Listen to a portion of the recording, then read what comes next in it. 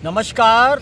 मुंबई से फिर एक बार आपके सामने आपका अपना रविंद्र जैन नए विषय के साथ, नई बातों के साथ कुछ नया लेकर रोज हर दिन देश हित में। क्या करें, बोल बोल के तो थक गए, लेकिन यहाँ पर वसूली का फंडा हर नए कांड के साथ रोज उजागर होता है, लेकिन कार्रवाई के नाम पर झुंझुना होता है। मैं मुंबई हाई कोर्ट से विनती करता हूँ, देवेंद्र फडणवीस से विनती करता हूँ, जनता लुटती है, जनता को लूटा जाता है और शासन प्रशासन में बैठे हुए चंद लोग बार बोतल वसूली करते हैं। इनके ऊपर कोई संज्ञान नहीं लिया जाता क्योंकि इनके पास पावर है, हराम का 2 नंबर का पैसा है। जनता को लूटो तो ये शासन प्रशासन के ऊपर काला दाग लग सकता है। देवेंद्र फडणवीस से विनती करता हूँ, शासक वो होता है जो मजबूती के साथ पूरा ध्यान रखता है, चौकस होता है। चौकस शासन वही देश हित में काम करता है। जैसे योगी आदित्यनाथ का उत्तर प्रदेश, किस तरह योगी आदित्यनाथ अपनी चौकसी पर दिमाग लगाकर पूरे सिस्टम को अपने हाथ में रखते हैं। बताइए, आज के पहले 1947 के बाद आज तक कोई योगी जैसा सीएम आया? नहीं आया। झुठला नहीं सकते हैं, करप्शन करने वाले बहुत आए, लेकिन जिन्होंने गुंडों के प्रदेश को संस्कृति का गढ़ बना दिया, वो एक ही स्वर्ण अक्षरों में उसका नाम लिख चुका, योगी आदित्यनाथ बाबा भगवाधारी संस्कृति का दमदार असरदार, जोरदार, इकलौता सरदार। बाकी जो मौज कर रहे हैं सीएम, ज़्यादातर शर्म नहीं आती है। पद पर काय को आती हो? क्यों राजनीति करते हो? ऐसी गंदी घटिया राजनीति करते हो और आपके फंटर लोगों को लूटते हैं। शर्म नहीं आती आपको? देश का पैसा खाते हो, आपको डर नहीं लगता ऊपर वाले से कि लूट लूट के जो खा रहे हो, हराम का पैसा हराम की तरफ जाएगा, गंदी नाली में जाएगा, गटर में जाएगा और आपका पूरा संस्कार पाप के सागर में डूब जाएगा और आपका पीढ़ी दर पीढ़ी विनाश का नाश हो जाएगा। मुंबई में क्या चलता है? मुंबई हाई कोर्ट की तो पूरी वैल्यू यहाँ के शासन प्रशासन ने ख़त्म कर दी है। वो ऐसा लगता है जैसा नाम का मुंबई हाई कोर्ट रह गया, क्योंकि उनके आदेश हैं कि फुटपाथ पर कब्जा न कराया जाए, फेरी वालों को विदाउट लाइसेंस नहीं बैठने दिया जाए। उसके बावजूद 2 दिन 3 दिन कार्रवाई होती है जमकर, फिर बैठा दिया जाता है। क्यों?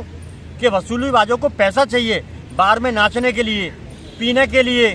मैंने आपको बार बार बताया, बार, बोतल और वसूली, ये आदत पड़ चुकी है इन लोगों की। ऐसे बीएमसी में बैठे हुए हैं। मेरी देवेंद्र फडणवीस से विनती है, मुंबई को अगर करप्शन मुक्त करना है और सफाई नंबर 1 की चाहिए, फेरी वाला मुक्त करना है, तो एक काम सबसे अच्छा है, कर्मचारियों की हरामखोरी भी बंद हो जाएगी और नेताओं की लूट भी बंद हो जाएगी। बीएमसी को टाटा के हाथ में सौंप दीजिए, प्राइवेट क्षेत्र में दे दीजिए। प्राइवेट का नाम आते ही कर्मचारी से लेकर अधिकारी तक कितना हल्ला मचाते हैं, जैसे इनकी प्रॉपर्टी पर कब्जा कर लिया हो, इनका अधिकार मार लिया हो।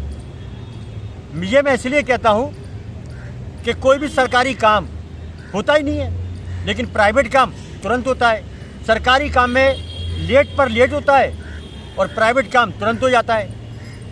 तो ये बहुत बड़ा फ़र्क है, क्योंकि वहाँ पर प्राइवेट के अंदर मजबूत लोग बैठे होते हैं, पैसे देंगे और काम लेंगे। सरकारी डिपार्टमेंट में क्या है, साइन करके निकल जाते हैं दूसरी जगह, पीने खाने बैठ जाते हैं, मौज करते हैं। मैं सभी के ऊपर आक्षेप नहीं करता हूँ, लेकिन 99% यहाँ पर वसूली का फंडा चलता है। साइन किसी के होते हैं, काम कोई और करता है और वो बैठे रहते हैं बार के अंदर, नाचते रहते हैं। तो बीएमसी को प्राइवेट को सौंप दिया जाए, पूरे बम्बई को प्राइवेट को सौंप दिया जाए, टाटा के हाथों में दे दी जाए सफाई और सुरक्षा की व्यवस्था। देखिए, बहुत बढ़िया काम हो जाएगा, सरकार का पैसा बचेगा, सरकार को फ़ायदा हो जाएगा। जितना सरकार कर्मचारियों में, अधिकारियों में जो पैसा बर्बाद कर रही है, वो पैसा अगर प्राइवेट टाटा को सौंप दिया जाए तो 1 नंबर हो जाएगा मुंबई। सड़कें 1 नंबर, सफाई 1 नंबर, लूटमार बंद, फेरी वाले गायब, क्योंकि फेरी वाले तो इन्हीं के बैठाए हुए हैं। शासन प्रशासन में बैठे हुए नेताओं के, क्योंकि उनको खाने को नहीं है, पीने को नहीं है, इसलिए ये वहाँ से वसूली करते हैं। कैसे भिखमंगे हैं, इन्हें शर्म क्यों नहीं आती? लुटेरे एक नंबर के। ये मुगलों के भी बाप हैं, अंग्रेज़ों के भी बाप हैं। अंग्रेज़ों ने काम तो अभी किया था, ये तो काम ही नहीं करते, निठल्ले। रात को तो बोतल चाहिए, 99% बोतल तो चाहिए। वसूली, बोतल और बार, ये शौक है इनके, लेकिन हराम के पैसे पे। ईमानदारी के पैसे में तो घर चलेगा, सिर्फ 2 वक्त की रोटी मिलेगी। ये मुगल के भी बाप है अय्याशी करने में। तो विनती करता हूँ मुंबई हाई कोर्ट से और देवेंद्र फडणवीस से, मैं तो बहुत वीडियो बना रहा हूँ, अपना देश बच जाए। कैसे बचेगा? जागृति फैला रहा हूँ, कैसे जागृति फैलेगी? यहाँ तो अपने लोग शामिल है। अभी एक नया फंडा, डीएमसी के अधिकारियों का नया फंडा है, ये भी वसूली करने में बहुत मास्टर है, इनका दिमाग वसूली में चलता है। जो सफाई का पैसा आता है वो खा जाते हैं, सड़कें बनाने का, सौंदर्यीकरण का पैसा वो खा जाते हैं। सफाई और सौंदर्यीकरण का पैसा कागजों पर रहता है, बाकी सब खा भी जाते हैं। मेरी विनती है मुंबई हाई कोर्ट से, अगर आप लाइसेंस देते हैं फेरी वालों को, तो अभी नई बात सामने आई है। एक हिंदू को लाइसेंस दिया फेरी वाले को, उसने वो अपना स्टॉल बांग्लादेशी को चलाने को दे दिया ज़्यादा मुनाफे के अंदर। अपने हिंदू भी कम नहीं है, उनको भी खुजली है, बहुत पैसा माल आता है। ज़्यादातर हिंदुओं के स्टॉल और वहाँ पर मुसलमानों ने, बांग्लादेशी मुसलमानों ने वहाँ पर ज़्यादा पैसा दे के वो लोग पता नहीं क्या बेच रहे हैं। ये जांच होनी चाहिए, वहाँ फ़ोटो के साथ, नाम के साथ, बाकायदा डिटेल के साथ पूरा कार्ड लगा होना चाहिए और उसका नियम से जांच होना चाहिए। क्योंकि यहाँ तो 50, 100, 200, 500 रुपये में नकली आधार कार्ड बनते हैं, पैन कार्ड बनते हैं, पासपोर्ट बनते हैं। ये तो गद्दारी है देश से। देश से गद्दारी करने वाला कौन? शासन प्रशासन में बैठे वाला चंद नेता और डिपार्टमेंट के लोग कहीं ना कहीं जुड़े हुए हैं। ये कहीं ना कहीं गद्दारों से जुड़े हुए हैं, ये देश के गद्दार एजेंसियों से जुड़े हुए हैं। वरना ये मिट्टी पवित्र भूमि है, छत्रपति शिवाजी महाराज की पवित्र भूमि है, तो यहाँ गद्दार कैसे आ गए? एक और बात कहना चाहता हूँ मुंबई हाई कोर्ट को और सीएम देवेंद्र फडणवीस को। छत्रपति शिवाजी महाराज टर्मिनल के बाहर निकलिए, वो रोडों पर ऑलरेडी गड्ढे हैं, गंदगी है, वहाँ से क्लीनअप मार्शलों को हटाइए आप। अब जनता को जम के लूट रहे हैं वो, एक एक क्लीनअप मार्शल और बीएमसी का ठेकेदार। वो रोज जितने क्लीनअप मार्शलों को भेज रहा है, कुछ आधे नकली हैं, असली हैं, 10-10 हज़ार रुपये गड्डी भर भर के मौज कर रहे हैं, लेके जा रहे हैं। नाच मेरी बुलबुल तुझे पैसा मिलेगा। ये माहौल खराब हो चुका है, लोगों को पकड़ रहे हैं, कुलाबा पे पकड़ रहे हैं। पहले सड़कों पे ग्रेनेड लगा दीजिए। ये लूट का माहौल एक दिन क्रांति लाएगा, आक्रोश पैदा करेगा। जनता को लूटा जा रहा है। क्लीनअप मार्शल तो एसीपी डीसीपी बन के काम कर रहे हैं, उनसे बड़ा कोई है ही नहीं। बस फ्री का काम है, लूटो और पकड़ो। ए रुक जा, तूने थूका है, लाओ। ये अंधा कानून। मैं मुंबई हाई कोर्ट से विनती करना चाहता हूँ, वहाँ कोई डस्टबिन नहीं लगे हुए थूकने के, न कोई बड़े बड़े बोर्ड लगे हुए हैं, लेकिन ये लूटने का तरीका इनका, ये शर्मनाक हरकत है मुंबई की और मुंबई बीएमसी की। और यहाँ के जो भ्रष्ट नेता हैं, जो भी हैं, जो लोगों को सुकून देने के नाम पर, कोई कार पार्किंग के नाम पर लूट रहा है। लूट, इतनी गजब की लूट, कोई डॉक्यूमेंट्स नहीं है लेकिन लूट रहे हैं। गले में मशीन लटका ली, मोबाइल हाथ में ले लिया और लूट रहे हैं। 100, 200, 300 रुपये पर गाड़ी के, करोड़ों रुपए, लाखों रुपए रोज की इनकम करके लूट रहे हैं। शासन प्रशासन में बैठे हुए हैं, आधा तू खा, आधा मैं खाता हूँ, आधा तीसरा खाता है। लूट रहे हो, खा रहे हैं। हराम का पैसा है ना, ये बाहर में जाने वाला है, बोतल में जाने वाला है, ठुमके लगाओ वहीं जाने वाला है। लेकिन याद रखना, इसका परिणाम तुम्हारी औलादों को भुगतना पड़ेगा, एकदम 100%। नीम बोने वालों को आम कैसे मिलेगा? जैसा कर्म करेगा फल भी वैसा मिलेगा। हम तो चिल्लाते रहेंगे। लोग हमारे कमेंट्स के ऊपर कोई गालियाँ देता है, कोई उल्टा सीधा बोलता है, कोई बोलता है हनुमान जी बना देंगे। कुछ मुस्लिम लोग भी इसमें लगे हुए हमारे पीछे, जो धमकियाँ देते हैं। एक बार तो मुझे घेर लिया था बीटी पर, हमने तो यही कहा तुम्हारी नस्लें ख़त्म हो जाएगी अगर हमको ज़्यादा अगर हमला करने की कोशिश की, क्योंकि हमें मालूम है कि इसमें कुछ शासन प्रशासन के लोग मिले हुए हैं जिनको आप चटाते हो, वो आपके टुकड़ों पे पलते हैं। अरे शर्म करो, ये भारत है, ये संस्कृति का देश है, ये योद्धाओं का देश है। चंद टुकड़ों पर पड़ने वालों, अपने कर्तव्य का सौदा मत करो, कर्तव्य का सौदा मत करो, करते हो तो डूब मरो। ये देश, यह तिरंगा लहराता है, शर्म करो। और भारत की आर्मी को देखो, वो बॉर्डर पर हमारे देश को बचाने के लिए अपने सीने पर गोलियां खाती है, तिरंगे को बचाने के लिए अपने सीने पर गोलियां खाती है। अरे वसूलीबाजों, उनसे सीख लो। इसीलिए कहते हैं जब एक फौजी मरता है तो पूरे हिंदुस्तान की आंखों में, बच्चे बच्चे की आंखों में, बच्चे बूढ़े की आंखों में, हर जवान की आंखों में आंसू आते हैं, वो उन्हें सैल्यूट करता है। लेकिन जब कोई शासन प्रशासन में कोई जाता है, परलोक सिधारता है, तो गालियां देते हैं लोग कि अच्छा हुआ गया, ये भ्रष्टाचारी था, इसने लोगों के निवाले छीन लिए।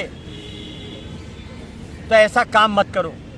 काम वो करो जो देश हित में हो, काम वो करो जो जनता के हित में हो, काम वो करो जो देश की प्रभुसत्ता पर आँच ना आए, नाम होना चाहिए, वो काम करो। बहुत माहौल खराब है, लूट मचा रखी है। ज़्यादातर शासन प्रशासन में बैठे हुए यास लोग हैं, उन्होंने पूरे बम्बई का माहौल ख़राब कर दिया है।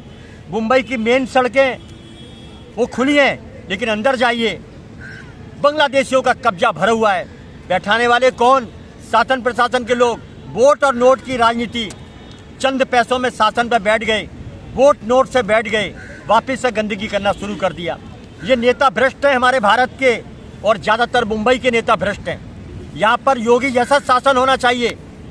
देवेंद्र फडणवीस से विनती करता हूँ, लोग आप पर विश्वास करते हैं, योगी की छवि देखते हैं, एक बार स्टिक हो जाइए, ये गंदगी थोड़ी साफ करिए, अपने आप पूरी साफ हो जाएगी। आपके डिपार्टमेंट के लोग मिले हुए हैं, शासन प्रशासन के लोग मिले हुए हैं, जमकर वसूली करते हैं। जो भ्रष्ट आपके आजू बाजू बैठने वाले लोग आप तक बात पहुंचाते नहीं हैं। मैं मुंबई कमिश्नर साहब से विनती करता हूं, आपके नीचे के लोगों को समझाइए। मैं वीडियो नहीं दिखाऊंगा, गाड़ियों में वसूली करते हैं खुलेआम, 10 रुपये, 20 रुपये, 50 रुपये। ये वर्दी का सौदा ना करें। हम किसी के पेट पर लात नहीं मारते, लेकिन समझाइए आप। बोरी वालों को बैठाने वाले, उनको सूचना देने वाले और आपका नाम खराब करने वाले, कमिश्नर का नाम खराब करने वाले, डीसीपी का नाम खराब करने वाले, एसीपी का नाम खराब करने वाले चंद नीचे के लोग फेरा लगाते हैं, कोई मोटरसाइकिल पे, कोई गाड़ी पे, और वसूली करता है। उनकी ताकत है उन लोगों को। फेरी वाला जो ज़्यादा पैसे देगा, वो चाहे बांग्लादेशी क्यों ना हो, उसे बैठा दिया जाएगा। पैसा चाहिए, ऐसे लोगों को फांसी लगा दो बीच चौराहे पर, योगी शासन के अंदर ठोक दो, तारीख नहीं फैसला कर दो, तब जाके मुंबई सुधरेगा। ये मुंबई माया नगरी, बॉलीवुड, हॉलीवुड अब नहीं रही। लोगों को डर लगता है रहने में, शर्म आती है रहने में, लोगों को चलने को जगह नहीं, खाने के बांधे हैं। जो लोग टैक्स देते हैं उन्हें कोई सुविधा नहीं, फेरी वालों के रूप में लूटा जाता है। वो क्या बेच रहे हैं? बेच बाच के रवाना। Chhatrapati Shivaji Maharaj terminal, post office के बाहर फेरी वाले, अंदर बुहारी पे जाइए, पूरा मिली जुली पुलिस वाले खुद बोल देते हैं आ जाओ, गए सब। रात को 9:30 बजे बैठते हैं अब, क्योंकि दिन में हम लोग वीडियो निकालते हैं, तब रात को बैठते हैं मिली भगत। और पुलिस वाले कुछ हमको समझाते हैं, काय को वीडियो निकालते हैं उनके। देखिए मज़े की बात, हम फिर भी नाम नहीं लेते हैं, फिर भी कुछ नहीं बोलते हैं उनको। अरे कर्तव्य का सौदा मत करो। चंद पैसों में दारू की बोतल आएगी, झूमते रहना, एक दिन परलोक चले जाओगे, लोग गालियां देंगे पीछे से। घर पर हराम का पैसा मत ले जाओ। ये गंदा पैसा, ये वसूली का पैसा, ये हराम का पैसा आपकी औलादों को भी उसी रास्ते पे लेके जाएगा जैसा कि आप कर रहे हैं। मेरी विनती है, समझाने का काम है। मंदिर में जाओ, कुछ नहीं होगा। महाराज के पास जाओ, कुछ नहीं होगा। आपके विचार गंदे हैं, आपका मनोबल वो गंदा है, आप देश से गद्दारी कर रहे हैं। इसीलिए मंदिर में जाओ, पूजा कर लो, दान कर लो, पुण्य कर लो, गाय को रोटी खिला दो, कुछ नहीं होगा, कुछ भी नहीं होगा।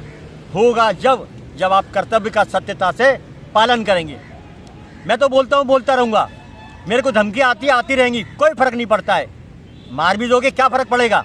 हमारे देश की आर्मी बॉर्डर पर रोज़ गोलियां खाती है, क्या फ़र्क पड़ता है? लेकिन आपका तो गद्दारी में नाम लिखा जाएगा मोटा मोटा।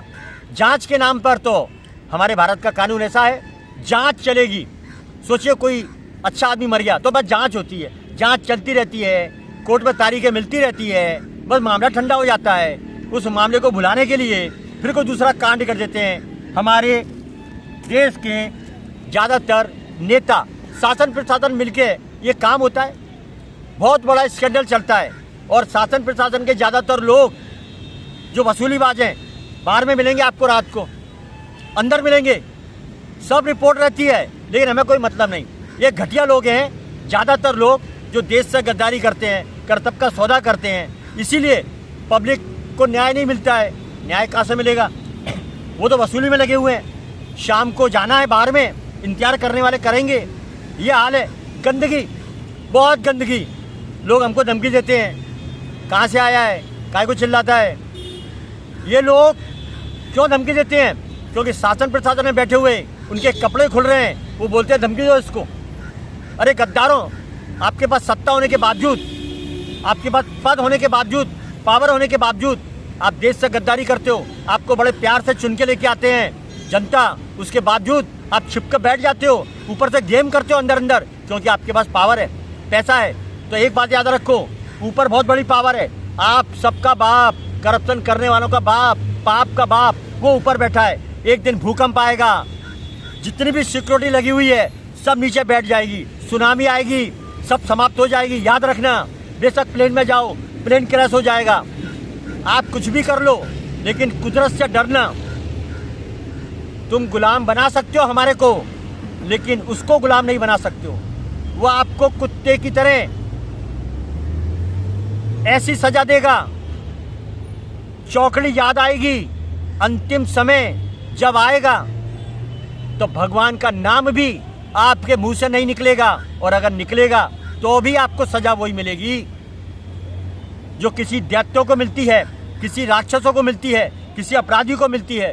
क्योंकि सबसे बड़े अपराधी शासन प्रशासन में बैठे हुए कुछ लोग जो देश का सौदा करते हैं, सत्ता की ताकत दिखा के जनता को मजबूर करते हैं, पावर दिखा के गलत करप्शन करवाते हैं, पावर दिखा के लोगों को लूटते हैं। खेत खा गए, खलिहान खा गए, लोगों को मरवा दिया, सच आवाज़ उठाने वालों को मरवा दिया। देश का पैसा खाते हैं, अय्याशी पूरी नहीं होती। रोज करोड़ों रुपए वसूली का आता है, अय्याशी पूरी नहीं होती। जांच कौन करेगा इनकी? 2-4 लाख रुपए देके किसी को भी मरवा देते हैं, जांच कौन करेगा? क्योंकि पूरी मिली भगत, 99% ऊपर से नीचे तक मिली भगत। छत्रपति शिवाजी महाराज एक थे, सुभाष चंद्र बोस एक थे, महाराणा प्रताप एक थे, महाराणा लक्ष्मीबाई एक थी, पृथ्वीराज चौहान एक थे। ये योद्धा एक ही एक क्यों हुए? घर घर क्यों नहीं पैदा हुए? तो हम आपको बता देना चाहते हैं, कलयुग है। 99% गद्दार, तो वफादार तो एक ही होगा। देश को बचाने वाला, क्रांति लाने वाला एक ही घर में, हजारों में एक पैदा होगा। बाकी 99% गद्दारों की टीम, अय्याशियों की टीम, ठुमके लगाने वालों की टीम, बोतल वालों की टीम, झूमने वालों की टीम, वसूली करने वालों की टीम। माहौल, संस्कृति वैसी है। उत्तर प्रदेश के सीएम ने और उत्तराखंड के पुष्कर सिंह धामी ने इतिहास रच दिया। अब बारी है देवेंद्र फडणवीस की। गंदगी मिटा दीजिए। आपके शासन प्रशासन में गंदगी बहुत बैठी है। जगह जगह फेरी वाले, कुछ दिन कार्रवाई होती है, फिर बैठ जाते हैं, फिर बैठ जाते हैं। क्यों? ऐसा क्यों? बार बार क्यों बैठते हैं? बार बार इसलिए बैठते हैं कि गलत पार्किंग अगर स्कूटर की है तो सरकारी डिपार्टमेंट अपनी बाजू फड़ाता है, तुरंत चार्ज मारेगा, गाड़ी उठा के ले जाएगा। और इतने कब्जे फेरी वालों के ये वापस क्यों बैठ जाते हैं? ये वापस इसलिए बैठ जाते हैं कि इन्हीं के बैठाए हुए हैं, सामान में पार्टनर हैं, भागीदारी है इनकी। ये वसूली के पैसे में भागीदार शासन प्रशासन में बैठे हुए लोग कानून से गद्दारी करते हैं, अपने पद का दुरुपयोग करते हैं। तो इससे बड़ा गद्दार कौन होगा? मुझे समझ में नहीं आती है गद्दारी का असली मतलब क्या होता है। देश से गद्दारी, भारत से गद्दारी, इस मिट्टी से गद्दारी, अपने हद से गद्दारी, पद से गद्दारी। मेरे हिसाब से फांसी दे देनी चाहिए। पर ये फांसी देगा कौन? ऊपर से नीचे तक एक ही रंग में रंगे हुए हैं, इन्हें फांसी देगा कौन? एक मुद्दा खत्म हुआ, उसको उलझाने के लिए दूसरा मुद्दा चालू कर दिया, दूसरे को उलझाने के लिए तीसरा चालू कर दिया। ये भ्रष्टाचार का नया तरीका। अभी नई बीमारी का नाम आ गया, पहले कोरोना चला गया, उसमें लोगों को बर्बाद कर दिया। अब ये नई बीमारी आ गई, इन्हें सपना दिख गया और फलानी बीमारी आ गई, अभी इतने मरीज पकड़े गए, अभी उतने मरीज पकड़े गए। ये बीमारी में लोगों को डराने का काम करते हैं। क्यों? कि हॉस्पिटलों में जो लंबे लंबे बिल आएंगे, इनकी भागीदारी है, शासन प्रशासन की भागीदारी, नेताओं की बड़ी भागीदारी हॉस्पिटल में। इसलिए आप देखिए बड़े बड़े हॉस्पिटल, बड़े बड़े लग्जरी हॉस्पिटल बन गए, होटल के जैसे हॉस्पिटल। लोगों को बर्बाद कर दिया, लोगों को बर्बाद कर दिया। आप लूट रहे हो। एक बीमारी 2 रुपए में ठीक हो सकती है, लेकिन 2 लाख का बिल, 4 लाख का बिल। तो डॉक्टर राक्षसी प्रवृत्ति के बन चुके हैं, क्योंकि पार्टनरशिप में भागी हैं अय्याशी में। बोतल तो उन्हें भी, सबको बोतल चाहिए, 99% लूट रहे हैं। शिक्षा का मंदिर को बेच दिया, वहाँ वसूली होती है। ये सच्चाई है भारत की। ये आर्थिक नगरी मुंबई, शर्म आती है, आर्थिक नगरी कहने में शर्म आती है। पूरे बम्बई को चारों तरफ से बांग्लादेशी फेरी वालों ने और पता नहीं कहां कहां से लोगों को इकट्ठा करके पूरा अड्डा बना दिया, घेर लिया चारों तरफ से। बांग्लादेशियों ने, फेरी वालों ने, यहाँ पर नशे के कारोबार हो रहे हैं खुलेआम, और शासन प्रशासन के लोग हफ्ता लेने आते हैं। अपनी औरत को पिलाओ, अपने बच्चों को पिलाओ ड्रग्स, अवैध कारोबार में उनको भागी बनाओ। देखिए, याद रखिए कि दूसरे की औलादों को आप ड्रग्सी बना रहे हैं। याद रखिए, ऊपर देर है, अंधेर नहीं। आपकी औलादें, उसका डंडा चलेगा, क्या पता क्या होगा, वो तो भगवान मालिक है। मैं शास्त्र पढ़ता हूँ, इसलिए आपको बता रहा हूँ। ये हराम के पैसे से आप नाचना गाना बंद कर दो, आपके लिए बहुत अच्छा होगा, आपकी औलादों का सुख आपको मिलेगा। वरना याद रखना, रावण गया, कंस गया, बाबर गया, खिलजी गया, सिकंदर गया, औरंगजेब गया, सबकी मट्टी पलीत हो गई। नाम तो उसका हुआ जिस तरह छत्रपति शिवाजी महाराज ने अपने देश के लिए काम किया, महाराणा प्रताप ने अपने देश के लिए काम किया, महारानी लक्ष्मीबाई ने अपने देश के लिए काम किया, अहिल्याबाई ने अपने देश के लिए काम किया। उनका नाम और इतिहास आज भी पढ़ा जाता है। लेकिन इनका नाम कौन लेता है? औरंगजेब, बाबर, खिलजी, ये गद्दारों का नाम कोई नहीं लेता है। ये नाम गटर के हैं, गटर के नाम हैं। तो आप शर्म कर लो। हमारी आर्मी बॉर्डर पे है, जब तक हम सुरक्षित हैं, व्यवस्थित हैं, और जब बॉर्डर के अंदर आते हैं तो नेता और शासन प्रशासन के लोग लोगों को नंगा कर रहे हैं, लूट रहे हैं। क्या इन्हें मालूम नहीं है? जिसका शासन होगा, उसके हाथ में पावर अगर कमजोर होगी, हर आदमी योगी नहीं बन सकता है, हर आदमी योगी आदित्यनाथ नहीं बन सकता है। हर सीएम को अय्याशी से बाहर निकलकर योगी आदित्यनाथ की तरह काम करेगा तो वो भारत महान बनेगा, वरना भारत फिर से गुलाम बनेगा। ये बात हकीकत है। और इस गुलामी में ये नेता लोग तो चले जाएंगे, इनकी उम्र पूरी हुई परलोक चले जाएंगे, लेकिन भारत की जनता को, भारत के अस्तित्व को मिटा कर रख देंगे। ये वसूलीबाज, ये ड्रग्सी नेता, इन्होंने ही पाला है। जो ड्रग्स के कारोबार है, इनके भागीदार हैं। जो वसूलीबाज है, इनके भागीदार है। जो जगह जगह फेरी वाले बैठे हैं, वो भी इनके रिश्तेदार हैं। शर्म आनी चाहिए। शासन प्रशासन कितनी एजेंसियां काम करती हैं, दूध में मिलावट, घी में मिलावट, खाने में मिलावट, फलों में मिलावट, परफ्यूम में मिलावट, साबुनों में मिलावट, क्रीम में मिलावट, ज़्यादातर नकली सब कुछ घूम रहा है और खुलेआम धंधा चल रहा है, क्योंकि एजेंसियों के पास भी पैसा पहुंच जाता है। ड्रग्स एजेंसी के बाद पैसा पहुंचा, फ्रूट एजेंसी के बाद पैसा पहुंच जाता है। ये गद्दार हैं देश के, इनके पास पावर है, इसलिए इनके खिलाफ कोई बोलता नहीं है। ये मरवा देते हैं, मिले हुए हैं। गद्दारों की टीम पूरी यहाँ बसी हुई है चारों तरफ। मैं देवेंद्र फडणवीस से विनती करता हूँ, हाथ जोड़ के विनती करता हूँ, आप कठोर संज्ञान लीजिए और सत्य जांच कराइए। ड्रोन के जरिए, कुछ अपने गुप्तचरों के जरिए कठोर कार्रवाई और सीधा फांसी। ठोको कानून यूपी स्टाइल में। जब तक महाराष्ट्र में, मुंबई में नहीं लागू होगा, ये मुंबई को अड्डा बना दिया जाएगा। इसको बहुत नुकसान पहुंचाने का साजिश रचा जा रहा है, बहुत नुकसान पहुंचाने का साजिश रचा जा रहा है। इसको बचा लीजिए। मुंबई हाईकोर्ट से विनती करता हूं, देवेंद्र फडणवीस से विनती करता हूं, बार बार विनती करता हूं। लोग परेशान हो चुके हैं, आप तक कोई आवाज़ पहुंचा नहीं पाएगा। कोई टीवी वाला दिखाता नहीं है, कोई चैनल वाला बताता नहीं है, क्योंकि सबके पास पैकेज बना हुआ है। पैकेज, सब पैकेज में लगे हुए हैं। शर्म कर लो, पैकेज वालों शर्म कर लो और देश की आर्मी से कुछ तो सीख लो कि देखिए कि देश की आर्मी कितनी ईमानदारी से काम कर रही है, कितनी ईमानदारी से काम करती है देश की आर्मी। उसे बार बार सल्यूट है, हर बार सल्यूट है। संभल बनाने का प्लान मुंबई को किया जा रहा है।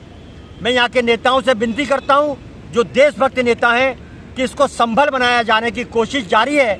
हर जगह से बांग्लादेशियों को इकट्ठा करके और जो भी पकड़े जा रहे हैं उनकी गारंटी नहीं है, क्योंकि टारगेट पूरा करना है पकड़ने का भी। आए कैसे और आप पकड़ क्यों रहे हो, पहले तो ये बताओ आए कैसे। तो एजेंसियां क्या कर रही हैं, आप ध्यान दीजिए। एजेंसियां कहीं ना कहीं कुछ ना कुछ झोल में बैठी हुई हैं। कैसे अवैध कारोबार हो रहे हैं, जांच का विषय है, बस इतना ही काफ़ी है। बोल बोल के मेरा भी गला सूख गया। कोई मैं सरकार से पैसा नहीं लेता हूँ, कोई लोगों से वसूली नहीं करता हूँ। लोग वसूली करते हैं, शासन प्रशासन में बैठ के वसूली करते हैं और सरकार को, जनता को, देश को नुकसान पहुँचाते हैं। उन्हें फांसी दी जाए। मैं मेहनत करता हूँ, मुझे मेरे देश से प्यार है, मुझे लोगों से प्यार है, लोगों को न्याय मिले और सही आदमी को सिस्टम के साथ उनको जीवन मिले। लोगों को गलत सलत खिलाया जा रहा है, लोगों को मिलावट का खिलाया जा रहा है। और छत्रपति शिवाजी महाराज टर्मिनल और जितने भी स्टेशन हैं वहाँ पर खान पान जो भी कुछ खिला पिला रहे हैं वो आप समझ लीजिए बांग्लादेशियों का बहुत बड़ा प्लान है। यहाँ के कुछ नेता शासन प्रशासन के मिले हुए हैं, लोग बीमार होंगे, हॉस्पिटल जाएंगे, नई नई बीमारियों में फंस जाएंगे। लोगों को शिकार बनाया जा रहा है शासन प्रशासन में बैठे हुए लोगों के द्वारा। तो देवेंद्र फडणवीस से विनती करता हूँ और मुंबई हाई कोर्ट से विनती करता हूँ, आप इतनी कठोर जांच करिए कि पेपर का हेडिंग होना चाहिए, टीवी की ब्रेकिंग न्यूज होनी चाहिए। फांसी की सज़ा दे दी 10, 12, 15 को, बस सुधर जाएगा मामला, देखिए कंट्रोल में आ जाएगा। चलिए इतना ही काफ़ी है। नमस्कार, मैं मुंबई से देश और जनता के हित में सदैव तत्पर बात करने वाला आपका अपना रविंद्र जैन। जय हिंद।